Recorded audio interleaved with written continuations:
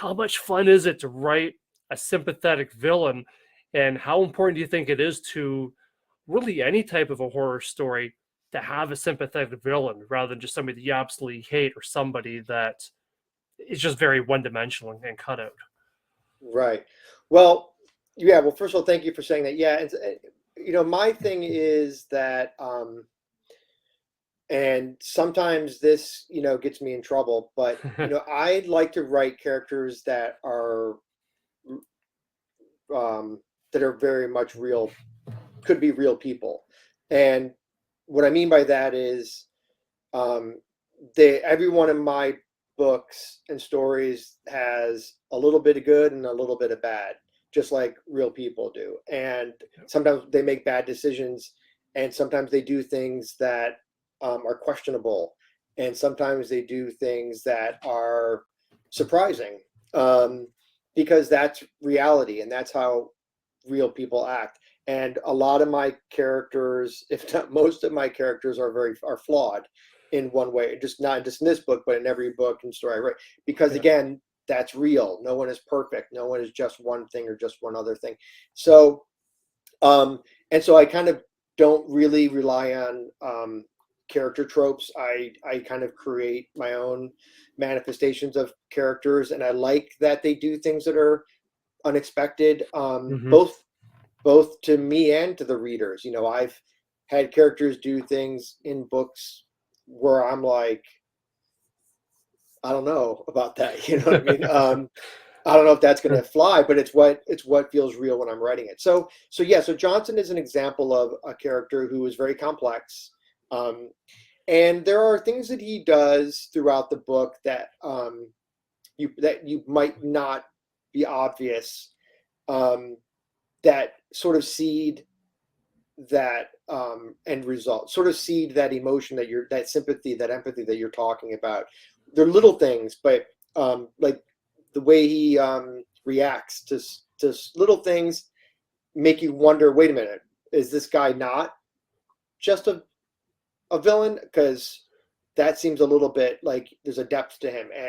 And even like, Peter is wildly imperfect, and David is Hmm. wildly imperfect. And so, but they all have their sort of like, they all live in this, very real world. And I think that's one of the things that, um, I'm not one to pat myself on the back, but I think that's one of the things that my books may bring that maybe a lot of other books in the genre don't bring.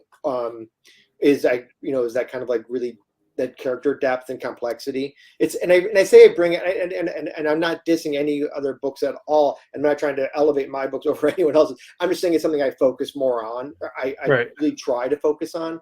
I really want my characters to be complex and confusing, and sometimes it gets me in trouble. Like I said, I've had a lot of reader comments that I don't like. I don't even like them.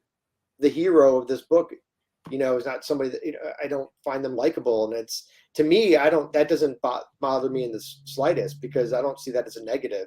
Um, I see it. I think it means that the character is a real person, and then there's some readers who do find that character, if not likable, at least they have empathy toward that character. They understand that Hmm. character's motivations, and they understand why that character would make the decisions that they make.